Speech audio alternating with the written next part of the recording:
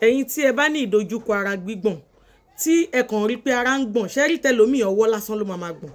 ẹlòmíì ẹsẹ̀ ni ẹlòmíì orí ló máa gbọ̀n ẹlòmíì gbogbo ara ni tó bá gbìyànjú àti dìde báyìí á tún tàgbọ́ á tún jókòó bí Parkinson disease bó ṣe lágbára tó nìyẹn tó bá ti di pé Parkinson disease bá ń ṣèyàn ṣẹ́rí mo ti drop fídíò yìí tẹ́lẹ̀ fídíò tí mo fẹ́ sọ̀rọ̀ ń pẹ́ mo ti drop ẹ̀ tẹ́lẹ̀ ẹ lọ wo orí page mi both Facebook Mọ̀mísí Àyìndé àbí TikTok Abs Gallery ẹ lọ wo fídíò yẹn fún àwọn tí wọ́n bá ní ìdojúkọ ọwọ́ gbígbọ̀n òun ni fídíò yìí wà fún mo fẹ́ fi lè ràn yín létí ni ṣé kí a lot of video wà tá máa ń drop tẹ́pẹ́ lómi kan máa fọwọ́ wọ sókè ni òun dẹ̀ ní ìdojúkọ ojútùú ọ̀nà àbáyọ sí ìṣòro tó ń ṣe yín ẹ má máa fọwọ́ gbá fídíò dànù ṣé rí màmá tí mo fẹ́ play sound wọn yìí ọmọ wọn ló mẹ́sẹ̀jì mi ó ròyìn bí gbogbo ọwọ́ àti ara wọn bó ṣe máa ń gbọ̀n sí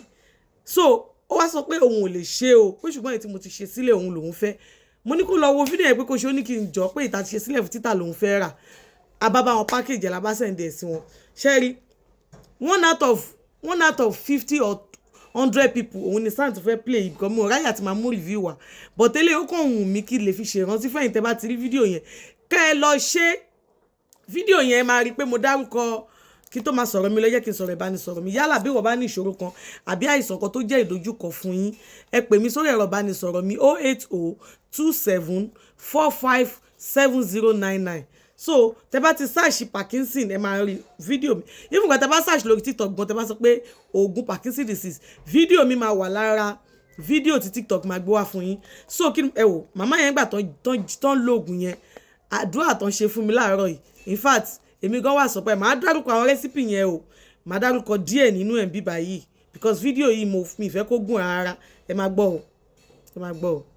ṣé ń gbọ́ ṣé ń gbọ́. ẹ ṣé mo dúpẹ́ ara òní ní ẹ̀yìn náà oríṣẹ́ wọn fún mi o. ṣé gbọ́. ọlọ́run á ṣiṣẹ́ yín ládé o. ṣé gbọ́. ọlọ́run á túbọ̀ tó agbára yín dọ̀tún. àmín ẹ̀yin dáhùn. àmín ẹ̀yin nira o. àmín ó dáhùn mọ́. ṣé gẹ́ẹ̀tì kan tí mò ń sọ bẹ́ẹ̀ yẹn ṣé ti rí review èèyàn tí ó rà á nìyẹn so tẹ bá ní àwọn parent bóyá ọwọ́ wọn ló ń gbọ̀n ni bóyá orí ni bóyá ara ni ẹ gbìyànjú kẹ́ ṣe kíní yẹn fún ewé tábà wà ń bẹ̀ but ó lòdì wọn ló bá mú kíní yẹn wá kí n fi hàn wọn. ṣe yìí ta ti ṣe sílẹ̀ yẹn lélẹ̀ tí màmá yẹn gbà lọ́wọ́ mi tán ní pé tí mo ti ṣe sílẹ̀ lọ ẹ̀rú wà ń bẹ̀ ewé tábà wà ń bẹ̀ egbò akíká wà ń bẹ̀